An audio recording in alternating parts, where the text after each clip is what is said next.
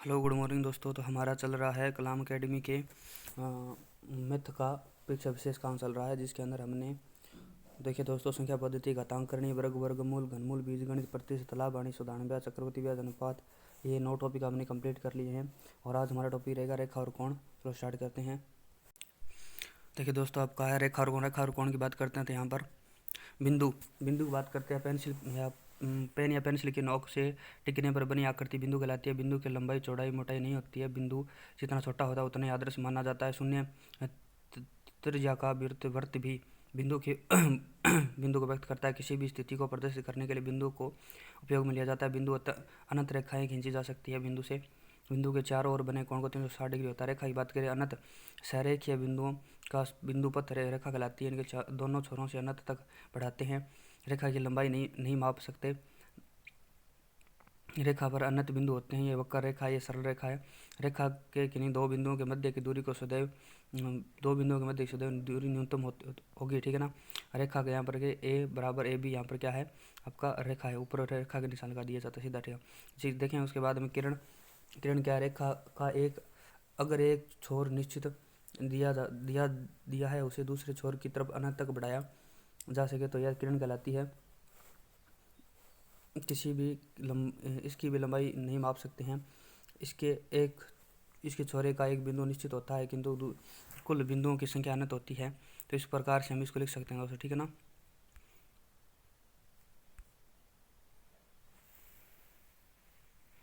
इस प्रकार से जो रेखा है, रेखा को जो आपकी किरण है, किरणों की इस पर रेखा जा सकता है। उसे देखें रेखाखंड क्या होता है। रेखा का एक हिस्सा जिसके दोनों छोर निश्चित हो रेखाखंड कहलाता है। अर्थात किन्हीं दो निश्चित बिंदुओं को मिलाने वाली रेखा बिंदुओं को मिलाने पर रेखाखंड प्राप्त होता है। रेखाखंड के दोनों छोरों के दोनों बिंदु निश्चित होते हैं, अतः इनकी लंबाई माप सकते हैं। कुल बिंदु अनंत होते हैं। और इसके रेखाखंड को इस प्रकार से लिखा जाता है। प्रतिच्छेदी रेखाएं कहते हैं जब दो रेखाएं एक दूसरे को काटती है तो वह प्रतिच्छेदी रेखाएं कहलाती है। ये भी एक बिंदु पर काटती है, अर्थात इनका भी एक उभयनिष्ठ बिंदु होता है। समांतर रेखाएं जब दो रेखाओं के मध्य की दूरी समान और समांतर कहलाती है, एक दूसरे को कभी नहीं काटती, अर्थात ये उभयनिष्ठ बिंदु कहलाते हैं। संपाती रेखाएं जब एक रेखा से दूसरी रेखा ऊपर से गुजरती है तो संपाती रेखाएं कहलाती है। ये रेखाएं कितने पे ये रेखाएं दिखने में एक प्रतीत होती है, जबकि होती दो है। इनके सारे बिंदु उभयनिष्ठ होते हैं, अर्थात अनंत बिंदु उभयनिष्ठ होते हैं। संगामी रेखाएं जब तीन या तीन से अधिक रेखाएं एक ही बिंदु से गुजरती है तो वे रेखाएं संगामी रेखाएं कहलाती है। कोण की बात करें, जब दो कोण जिनका शीर्ष बिंदु उभयनिष्ठ हो तथा उनके मध्य बनी कोण की आकृति अर्थात रेखाओं के मध्य के झुकाव को कोण कहते हैं। यहाँ पर ये उभयनिष्ठ शीर्ष है। दो रेखाओं के बीच का कोण या उभयनिष्ठ बिंदु कहलाता है।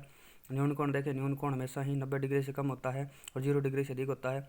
समकोण आपका 90 डिग्री के बराबर होता है। अधिकोण आपका 90 डिग्री से अधिक और 180 डिग्री से कम होता है। आगे आपका सरल कोण या ऋजु रेखीय कोण ये हमेशा 180 डिग्री के बराबर होता है। वृहद कोण या प्रतिवर्ती कोण ये हमेशा 180 डिग्री से अधिक और 360 डिग्री से कम होता है। यहाँ पर वृहद कोण या प्रतिवर्ती कोण ध्यान में रखना। संपूर्ण कोण या पूर्ण कोण की बात करें तो यह आपकी 360 डिग्री बराबर होता है। पूरक कोण, अनुपूरक कोण या कोटि पूरक क्या कहलाते हैं। अगर दो कोणों का योग 90 डिग्री होता है तो आपका पूरक कोण या अनुपूरक कोण कहलाते हैं।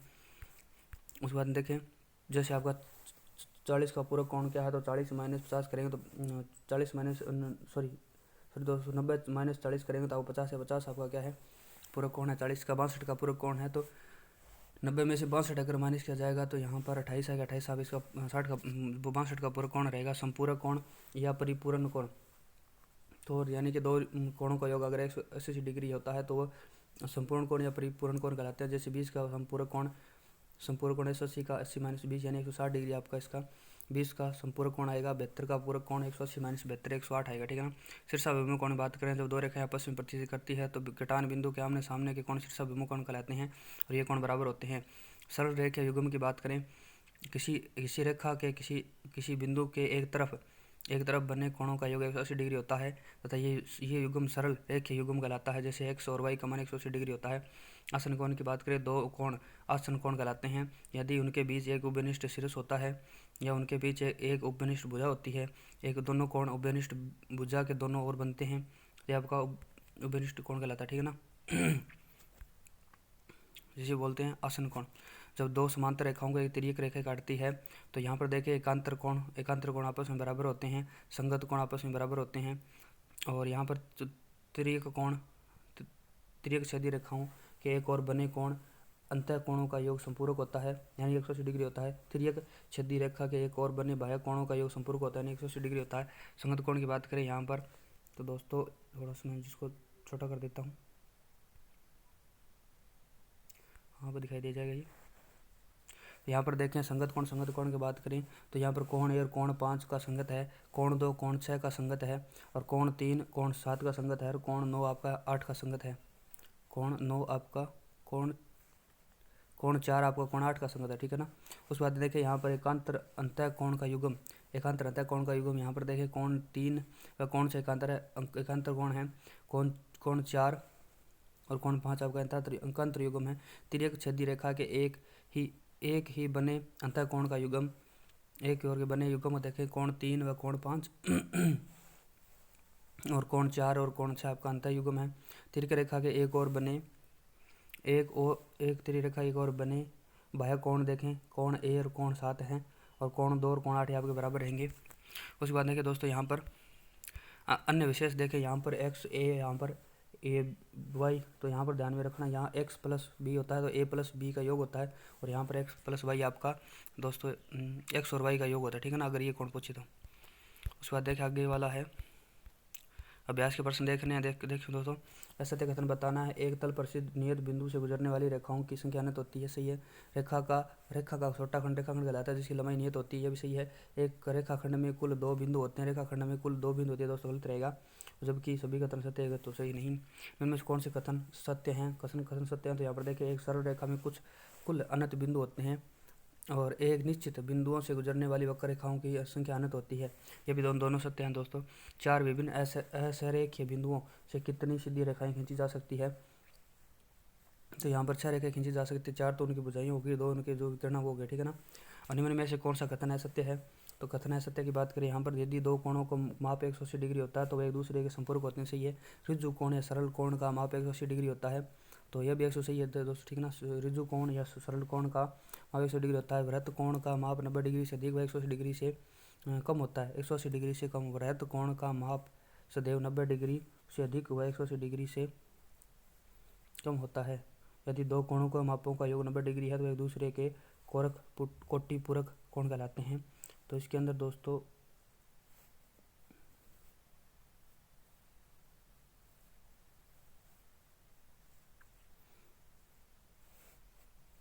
सी आपका गलत रहेगा। वृत्त कोण आपका 180 डिग्री से अधिक होता है, 360 डिग्री से कम होता है, ठीक है ना। निम्न में से वृत्त कोण या प्रतिवर्ती कोण की बात करते हैं तो वृत्त या प्रतिवर्ती कोण 270 डिग्री है।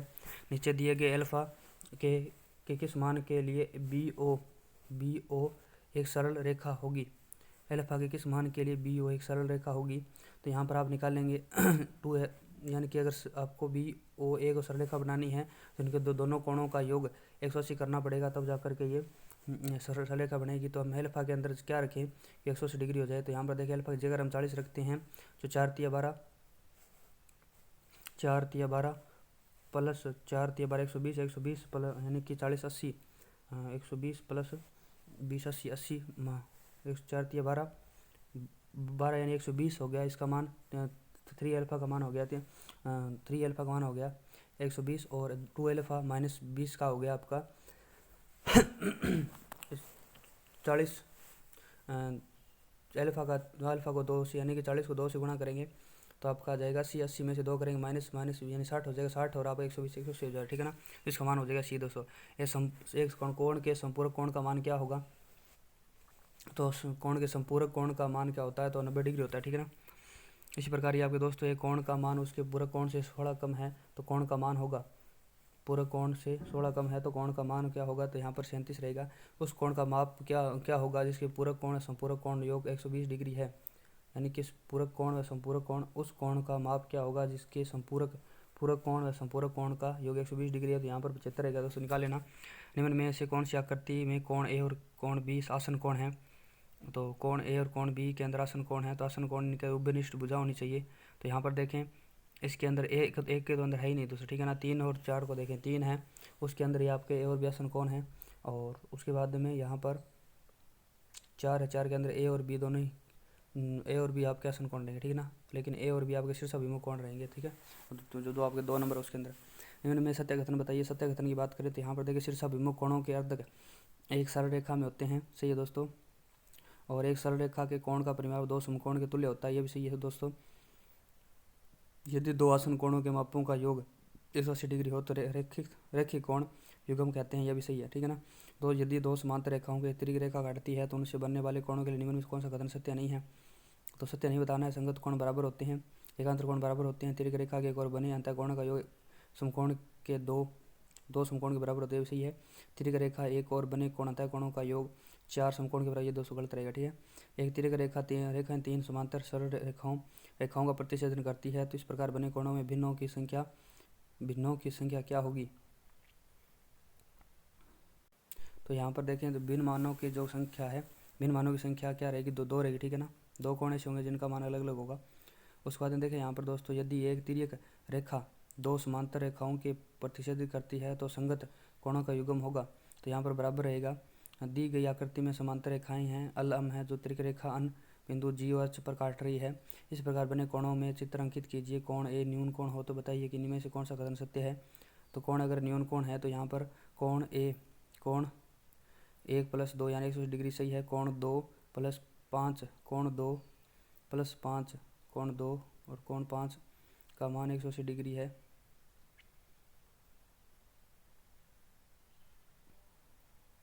उसके बाद कोण 3 कोण 8 बराबर 180 डिग्री है। और कोण 2 और कोण 6 कोण 6 बराबर 180 डिग्री है। तो यहाँ पर दोस्तों इसका आंसर मेरे हिसाब से इसका आंसर गलत रहेगा, ठीक है ना। ये आपका आंसर आपका डी गलत रहेगा, ठीक है ना। डी नहीं होगा, जबकि ए बी और सी तीनों रहेंगे। यदि 2 समांतर रेखाओं को एक तिर्यक रेखा काटती है तो उनके बनने वाले कोणों में संगत कोणों का सही युग्म है। संगत युग्म कोण का सही युग्म है। तो यहाँ पर देखिए कोण 3 और कोण 7 आपके संगत युग्म है, और कोण 4 और कोण 8 आपके संगत युग्म, ये डी सही रहेगा। नीचे दिए गए यदि कोण ए ओ सी तथा प्लस कोण बी ओ डी बराबर 85 डिग्री है तो सी ओ डी का मान ज्ञात कीजिए। सी ओ डी का मान ज्ञात कीजिए। सी ओ डी का मान, तो यहाँ पर देखिए इसके एक रेखा और बने कोणों का 180 डिग्री होता है। 180 में से 85 घटा देंगे दोस्तों, आपका 95 आ जाएगा, ठीक है ना। इस प्रकार से आप आंसर कर सकते हैं। यदि 2 समांतर रेखाओं को एक तिर्यक रेखा काटती है तो उनमें बनने वाले कोणों के लिए निम्न में से कौन सा कथन सत्य नहीं है। कौन सत्य नहीं है, तो यहाँ पर देखें तिर्यक रेखा में एक और बने अंतःकोणों का योग समकोण के बराबर होता है, दोस्तों गलत रहेगा। अंतःकोणों का योग समकोण के बराबर होता है, 180 डिग्री का होता है कि समकोण के। एकांतर कोण बराबर होते हैं, ये एकांतर कोण बराबर होते हैं। तो ये हाँ दोस्तों, इसके अंदर तिर्यक कोणों का योग समकोण के बराबर होता है, 2 समकोण के बराबर होता है। तो सही है दोस्तों। एकांतर कोण बराबर होते हैं, ये भी सही है। तिर्यक रेखा के एक और बने संगत कोण हमेशा बराबर होते हैं, ये भी सही है। तिर्यक रेखा के एक और बने संगत कोणों का योग हमेशा 180 डिग्री होता है, ये गलत रहेगा दोस्तों, ठीक है ना। हमेशा नहीं होता, ठीक है, 180 डिग्री होता है। तिर्यक रेखा के एक और बने कोणों का योग हमेशा 180 डिग्री होता है, यह तो नहीं हो सकता, ठीक है। इसके बाद दिए गए चित्र में P समांतर है, P Q समांतर है आपके, तो x माइनस वाई का मान ज्ञात कीजिए। x और माइनस वाई का मान ज्ञात करना है। तो इसके अंदर आपका 240 आएगा, ठीक है ना। ये संगत युग्म निकाल करके आप निकालोगे तो x और y का मान निकालोगे पहले, उसके बाद में आपका x में से माइनस वाई करोगे तो 40 आ जाएगा, ठीक है ना। 2 समांतर रेखाओं को तिर्यक रेखा काटती है तो उनमें बनने वाले कोणों के लिए निम्न में से कौन सा कथन असत्य है। तो यहाँ पर देखिए 2 समांतर रेखाओं को एक तिर्यक रेखा काटती है तो संगत कोणों का मान सदैव बराबर होता है, तो इसके अंदर सही है। 2 समांतर रेखाओं को एक तिर्यक रेखा काटती है तो एकांतर कोणों का मान सदैव बराबर होता है, ये भी सही है। 2 समांतर रेखाओं को एक तिर्यक रेखा काटती है तो अनंत कोण एक दूसरे के पूरे संपर्क होते हैं, तो अनंत कोण संपर्क होते हैं तो सही रहेगा, ठीक है ना। जो अंतः कोण एक दूसरे संपर्क होते हैं, संपर्क मतलब 180 डिग्री, अंतः कोण आपका 180 डिग्री होता है, न कि आपका जो आपका बाह्य कोण है वो, ठीक है ना। इसके बाद देखिए नीचे दिए गए ए बी समांतर है, सी डी समांतर है ई एफ के, तो वाई अनुपात जेड 3:7 है, तो वाई अनुपात जेड आपका 3:7 है, 3:7 है, तो एक्स का मान ज्ञात कीजिए। एक्स का मान ज्ञात कीजिए। यहाँ पर देखें तो यहाँ पर एक्स के जस्ट नीचे आपका दोस्तों रहेगा जेड, ठीक है ना। एक्स के जेड नीचे आपका एक्स के क्योंकि जो जड है, जड आपका वाई कि यहाँ पर एक अंतर रहेगा, ठीक है। तो बता देता हूँ थोड़ा सा। तो यहाँ पर देखिए दोस्तों, जो जड है, जड का मान आपका एक्स के समान रहेगा, क्योंकि अंतर कोण है। तो यहाँ पर जो जड है, जो जड और वाई का अनुपात आपका 3/7 है। तो यहाँ पर ये यानी कि 3 + 7 = 180 रखेंगे। तो यानी कि जो आपका जो 3 + 7 करेंगे तो आपका ये 10 को हम 180 से भाग देंगे, तो आपका एक जो अनुपात का मान आएगा 18 को जब, यानी कि एक्स का मान आपका 7 है तो 18 को 7 से गुणा करेंगे तो 126 आ जाएगा। दोस्तों निम्न में ऐसे सत्य कथन नहीं है, सत्य कथन नहीं है। यहाँ पर पूर्व कोण का योग 90 डिग्री होता है 90 डिग्री होता है, ये सत्य है। संपूरक कोण का योग एक समकोण होता है। दोस्तों गलत रहेगा, एक नहीं होता, 2 समकोण होते हैं। त्रिभुज के 2 कोण सदैव न्यून कोण होते हैं और 2 कोण सदैव न्यून कोण होते हैं, ये भी दोस्तों सही रहेगा। और उसके बाद देखिए, जब 2 समांतर रेखाओं को तिरक रेखा काटती है तो एकांतर कोण बराबर होता है। इस प्रकार से दोस्तों आपके क्वेश्चन है जो आपके हो जाएंगे, ज़्यादा टेंशन वाली लेने वाली की जरूरत नहीं है। चलो हम करते हैं अब नेक्स्ट। आगे दोस्तों आपका समतलीय आकृतियाँ, उनकी ज्यामिति देखें। पहला है आपका त्रिभुज। त्रिभुज की तीनों भुजाओं से घिरी हुई बंद आकृति को त्रिभुज कहते हैं। इनका टोटल का कोणों का योग 180 डिग्री होता है। किन्हीं की त्रिभुज की किन्हीं 2 भुजाओं का योग तीसरी भुजा से अधिक होता है। किन्हीं त्रिभुज की किन्हीं 2 भुजाओं का अंतर हमेशा तीसरी भुजा से कम होता है। अगर त्रिभुज की 2 भुजाएं देखकर तीसरी भुजा पूछी जाए तो तीसरी भुजा उन दोनों दो भुजाओं के अंतर से अधिक होगी, वह योग से कम होती है। तो यहाँ पर देखें, त्रिभुज तीनों कोणों का योग 180 डिग्री होता है। त्रिभुज के किसी भी बाह्य कोण का मान सदैव सामने वाले अंतः कोण के योग के बराबर होता है। बाह्य कोण का मान सदैव सामने वाले कोण के अंतः कोण के बराबर होता है। तो यहाँ पर x + y बराबर, यानी x + y बराबर रहेगा इस प्रकार से x + y के, ठीक है ना। उसके बाद देखिए, बड़े कोण के सामने की भुजा बड़ी है तो छोटे कोण के सामने की भुजा सबसे छोटी होती है। किसी त्रिभुज की 2 भुजाएं बराबर है तो उसमें उनसे लगे हुए दोनों कोण भी बराबर होते हैं। त्रिभुज के 2 अर्धक कोण को बराबर 2 भागों में बांटने के साथ साथ सामने वाली भुजा के मुख्य अनुपात में बांटता है। इस प्रकार से अगर देखेंगे तो ये अगर अब ये कोई रेखा है जो एक कोण को 2 समान भागों में बांटती है, तो सामने वाली भुजा को 2 भागों में समान भागों में बांटती है। इस प्रकार से ए बी बटा ए सी, ठीक है ना, ए बी बटा ए सी और बी डी बटा डी सी होता है, ठीक है ना। इस प्रकार से किन्हीं 2 अंतः कोणों के कोण समद्विभाजक जिस बिंदु पर काटते हैं वहाँ पर बना कोण समकोण के सामने वाले कोण का आधा जोड़कर प्राप्त किया जाता है। किन्हीं 2 बाह्य कोणों के कोण समद्विभाजक जिस बिंदु पर काटते हैं वहाँ पर बना कोण समकोण के सामने वाले कोण का आधा घटाकर प्राप्त किया जाता है। उसके बाद देखिए, सर्वांग समता, यानी कि त्रिभुज की सर्वांग समता। 2 त्रिभुज सर्वांग सम होते हैं यदि एक त्रिभुज की तीनों भुजाएं व कोण दूसरे त्रिभुज के संगत भुजाओं कोणों के बराबर हो तो दोनों कोण सर्वांग सम होते हैं। 2 त्रिभुजों की सर्वांग समता 3 रेखाखंडों द्वारा 3 कोणों की संगतता का परिणाम होती है। यहाँ पर देखिए, कोण ए बराबर है कोण पी के, कोण बी बराबर है कोण क्यू के, कोण सी बराबर कोण आर के, ए बी बराबर है आपका पी क्यू के, एस बी सी बराबर है क्यू आर के और सी ए बराबर है आर पी के। अतः आपका त्रिभुज ए बी सी और त्रिभुज पी क्यू आर आपके सर्वांग सम है। इसके गुणधर्म देखें। अगर आपको भुजा नियम से हम इसको सर्वांग सम बता सकते हैं। भुजा से इसको सर्वांग सम बता सकते हैं। कोण भुजा कोण से सर्वांग सम बता सकते हैं।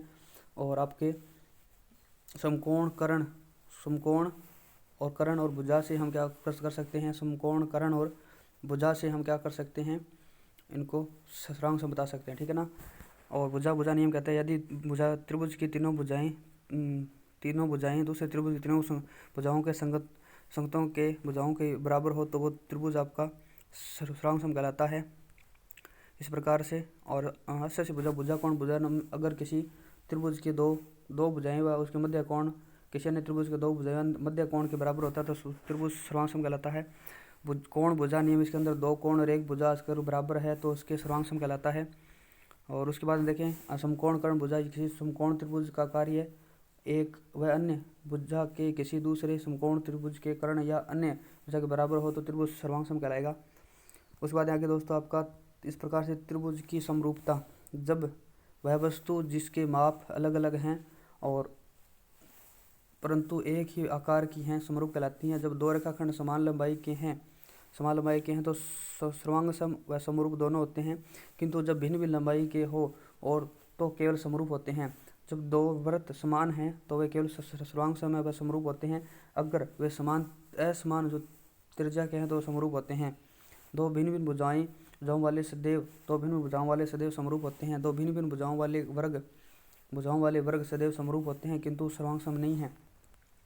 जब दो त्रिभुजों के कोण बराबर हों तब भुजाएं समानुपात में हो तो वे त्रिभुज समरूप त्रिभुज कहलाते हैं। समरूपता को इस प्रकार से लिखा जाता है।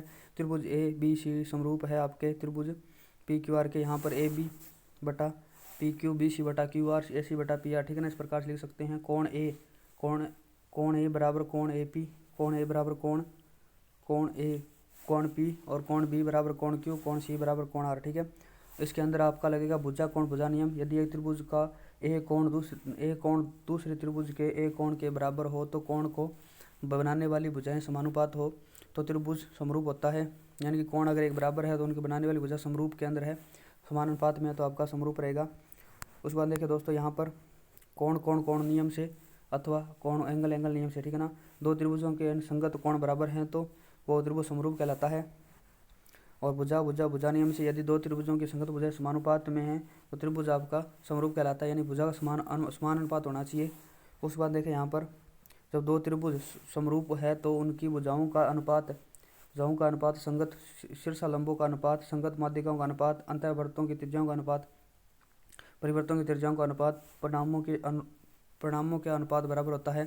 दो समरूप त्रिभुजों के क्षेत्रफलों का अनुपात उनकी भुजाओं के वर्गों के अनुपात के बराबर होता है। समकोण त्रिभुज के कर्ण या लंब डालते हैं। समकोण के त्रिभुज में कर्ण पर जो लंब डालते हैं वह उसे दो समरूप त्रिभुजों में बांटता है। जब किसी भुजा के समांतर एक अन्य भुजा खींची जाती है तो वह सामने वाली दोनों भुजाओं के समानुपात में बांटते हैं तथा यहाँ बनने वाला त्रिभुज मुख्य त्रिभुज के समरूप होता है। उसके बाद देखिए दोस्तों यहाँ पर आपका लंब केंद्र की बात करें तो ए डी बी ई और सी एफ आपका लंब है। इस प्रकार से ये लंब डाले गए हैं और ओ यहाँ पर ओ पर लंब है, ठीक है ना। बिंदु ओ पर लंब है। बी ओ सी इसके अंदर लिखा हुआ नहीं है दोस्तों, ठीक है ना। इसके अंदर ये मिसप्रिंटिंग है, लिखा हुआ नहीं है, आप ध्यान रख लेना। यहाँ पर देखें बीच के अंदर ओ बिंदु मानना है। बी ओ सी यानी कि 180 डिग्री माइनस कोण ए होता है, ठीक है ना। बी ओ सी यानी 180 डिग्री माइनस ए होता है, ठीक है। और इसी प्रकार ए ओ सी की बात करें तो आपका कोण 180 डिग्री माइनस बी होता है। और ए ओ सी की बात करें, ए ओ बी की बात करें तो 180 माइनस कोण सी होता है, ठीक है ना। इस प्रकार से आपका मान निकल जाएगा। न्यून कोण यानी त्रिभुज के अंदर न्यून कोण त्रिभुज समकोण त्रिभुज, ठीक है। और ये समकोण त्रिभुज हो जाएगा, ठीक है। उसके बाद ये अधिकोण त्रिभुज हो जाएगा। इसके अंदर एक अधिक कोण त्रिभुज 180 डिग्री से अधिक होगा, ठीक है ना। 90 से अधिक और 180 डिग्री से अधिक हो तो आपका क्या होता है दोस्तों, अधिकोण होता है। उसके बाद देखिए दोस्तों आगे है आपका अंतःकेंद्र की बात करें तो यहाँ पर ये इसका अंतःकेंद्र होता है। आई आपका अंतःकेंद्र है। यहाँ पर बी आई सी बराबर 90 प्लस 1/2 हाफ ए होता है, ठीक है ना। बी आई सी का मान देखें तो 90 प्लस 1/2 हाफ कोण ए का मान है।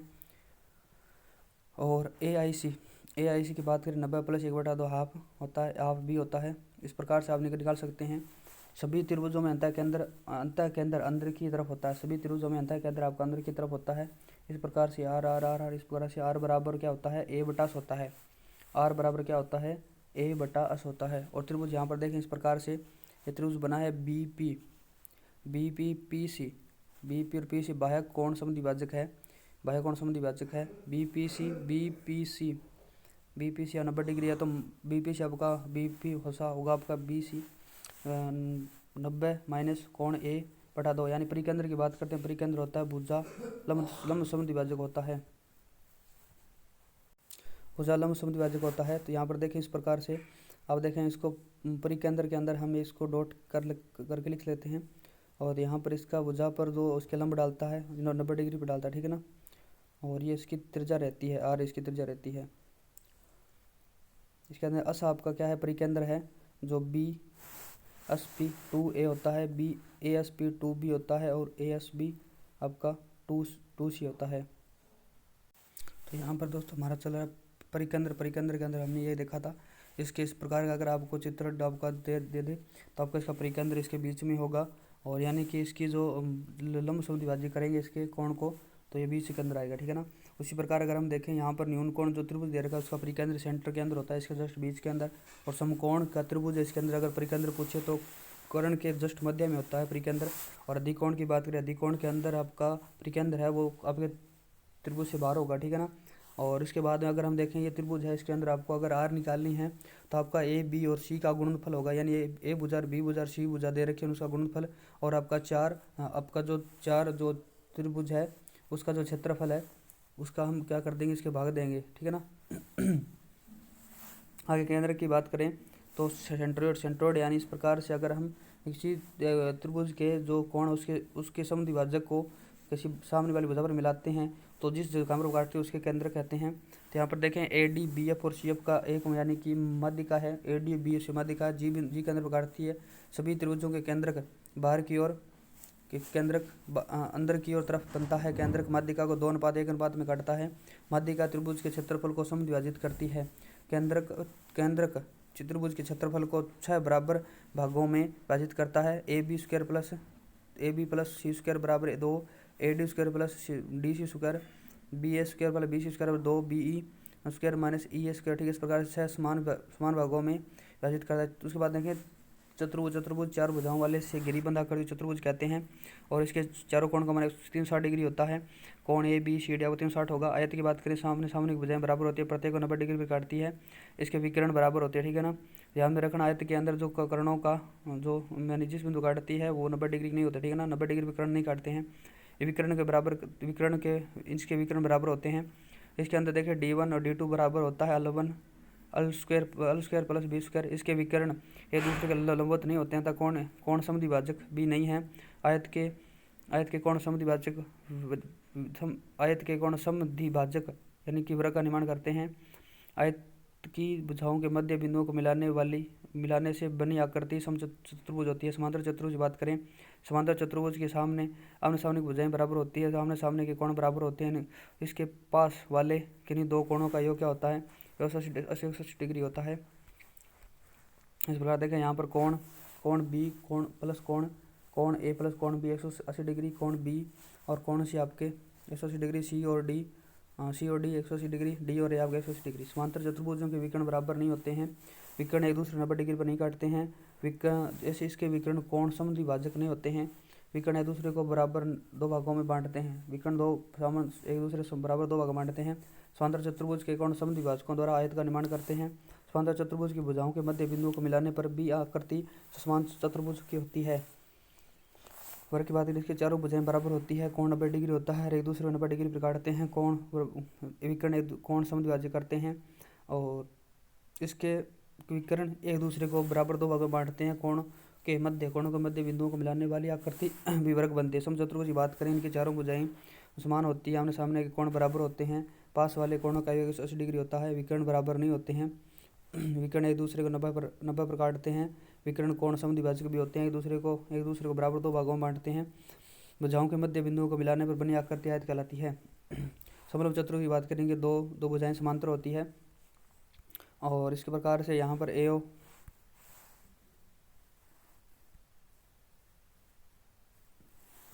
इसके अंदर देखें AOB तथा कोण COD और AO यानी इसके बीच के अंदर विकर्ण खींचेंगे तो इस प्रकार आकृति बनेगी जो आपके यानी कि संगत होगी। इसके विकर्ण एक दूसरे को समान अनुपात में बांटते हैं। समलंब चतुर्भुज की समांतर भुजाओं के समांतर अगर कोई रेखा खींचनी है तो वह रेखा समांतर भुजाओं के समान अनुपात में बांटेगी। यहाँ पर DP बटे PA और यहाँ पर CQ बटे QB, ठीक है ना। समलंब चतुर्भुज के असमांतर भुजाओं के मध्य बिंदुओं को मिलाने पर बनी रेखाएं समांतर भुजाओं के योग का आधा व उसके समांतर होता है, ठीक है ना। समलंब चतुर्भुज के असमांतर भुजाओं के मध्य बिंदुओं को मिलाने पर बनी रेखाएं समांतर भुजाओं के योग का आधा व उसके समांतर होता है। PQ बराबर 1/2 AB प्लस DC होता है। PQ बराबर 1/2 AB प्लस DC होता है। समलंब चतुर्भुज में विकर्णों के मध्य बिंदुओं को मिलाने पर बनी रेखाएं समांतर भुजाओं के अंतर का आधी होती है। समांतर भुजाओं के अंतर का आधी होती है, ठीक है ना। विकर्णों के मध्य बिंदुओं को मिलाने वाली रेखाएं समांतर भुजाओं के समांतर भुजाओं के अंतर का आधी होती है, ठीक है। एक पी क्यू बराबर समांतर भुजाओं का अंतर उसकी आधी होती है, ठीक है। आगे वृत्त देखें। वृत्त की बात करें, किसी बिंदुओं से निश्चित दूरी पर अनंत बिंदुओं का बिंदु पथ वृत्त कहलाता है। वृत्त की परिधि किन्हीं भी दो बिंदुओं को मिलाने पर बनी रेखा जीवा कहलाती है। वृत्त की सबसे बड़ी जीवा जो केंद्र से होकर गुजरती है व्यास कहलाती है। वृत्त के केंद्र को परिकेंद्र के किसी बिंदु से मिलाने पर बनी रेखाएं त्रिज्या कहलाती है। त्रिज्या व्यास की आधी होती है। इसके बाद यहाँ पर देखें, ये त्रिज्या व्यास की आधी होती है। इसके अंदर ये जीवा है, ये व्यास और उसकी त्रिज्या है। महत्वपूर्ण बिंदु तीन असरेखीय बिंदुओं से एक और केवल एक ही वृत्त खींचा जा सकता है। किसी वृत्त की चाप द्वारा केंद्र पर आंतरिक कोण उसके शेष भाग पर आंतरिक कोण का दुगुना होता है। तो यहाँ पर इस प्रकार देखें, यहाँ पर ये आपका वाई है, एक्स है, तो वाई बराबर आपका 2x रहेगा, ठीक है ना। अर्धवृत्त में कोण स्थित कोण समकोण पर काटते हैं। अर्धवृत्त के अंदर अपर अर्धवृत्त में स्थित कोण आपके समकोण होता है, ठीक है। यहाँ पर देखिए, दीर्घ वृत्त में स्थित कोण समकोण से छोटा होता है तथा दीर्घ लघु वृत्तखंड में स्थित कोण समकोण से बड़ा होता है। त्रिभुज ए बी सी डी में परिवृत्त का व्यास ए बी तथा केंद्र ओ होता है। रेखाखंड आपके देखें ओ सी बराबर 1/2 ए बी होता है, ठीक है ना। ओ सी बराबर 1/2 ए सी होता है, ठीक है। ओ सी बराबर 1/2 ए ओ सी होता है, 1/2 ए बी होता है। एक वृत्तखंड के कोण बराबर होते हैं, वृत्तखंड के वो कोण बराबर होते हैं। यहाँ पर बी ए सी बराबर है बी डी सी के, ठीक है ना। बराबर वृत्तों के दो जीवाएं बराबर होती है तो वे बराबर चाप काटती है। वृत्त के केंद्र से जीवा का पर खींचा गया लंब उसे समद्विभाजित करता है। यदि दो जीवाओं के मध्य दूरी को मिलाने पर रेखाखंड वृत्त के केंद्र से होकर जाता है तो वह जीवा समांतर होती है। जो जीवा केंद्र से निकट होती है वह दूरी की अपेक्षा बड़ी होती है। दूसरी की अपेक्षा जो जीवा केंद्र से निकट होती है वह दूसरी अपेक्षा बड़ी होती है। वृत्त के किसी दिए गए बिंदु पर केवल एक ही स्पर्श रेखा खींची जा सकती है। वृत्त की स्पर्श रेखा के स्पर्श बिंदु पर खींचा गया लंब वृत्त के केंद्र से होकर जाता है। वृत्त के किसी बिंदु पर खींची गई स्पर्श रेखा स्पर्श बिंदु से खींची गई त्रिज्या एक दूसरे पर लंब होती है। एक वृत्त पर किसी बाह्य बिंदु से केवल दो स्पर्श रेखाएं खींची जा सकती है और वे आपस में बराबर होती है।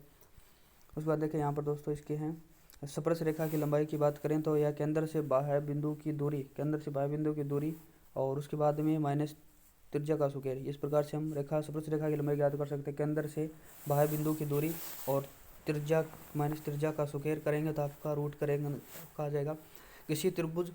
किसी बाह्य बिंदु से वृत्त पर खींची गई स्पर्श रेखाएं बिंदु से खींची गई स्पर्श रेखा जो उस वृत्त के केंद्र से होकर जाती है के साथ बराबर होती है। यदि दो वृत्त एक दूसरे स्पर्श करते हैं तो स्पर्श बिंदु उनके केंद्रों को मिलाने वाली रेखा पर स्थित होता है।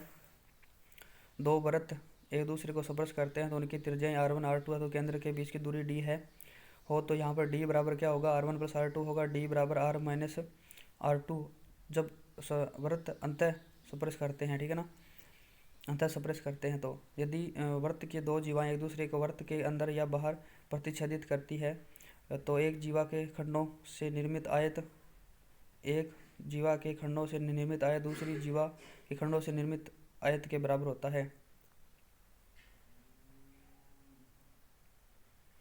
यहाँ पर AP इंटू BP बराबर CP इंटू CD, ठीक है। यदि स्पर्श रेखाएं PT छेदक रेखा PAB तो बाह्य बिंदु P वृत्त पर खींची जाती है तो यहाँ पर PT² बराबर होता है AP इंटू PB, ठीक है। उसके बाद देखिए दोस्तों, यहाँ पर अभ्यास प्रश्न आएंगे। आपको यहाँ पर कोण का मान निकालना है तो कोण A का मान कितना रहेगा, 105 रहेगा। और देखिए आकृति में कोण निकालने हैं तो आप ये कोण आसानी से निकाल सकते हैं दोस्तों, ठीक है। ये आपका बहुभुज करेंगे दोस्तों नेक्स्ट वीडियो के अंदर। मिलते हैं। जय हिंद, जय भारत। चैनल को लाइक करें, सब्सक्राइब करें, दोस्तों के साथ शेयर करें।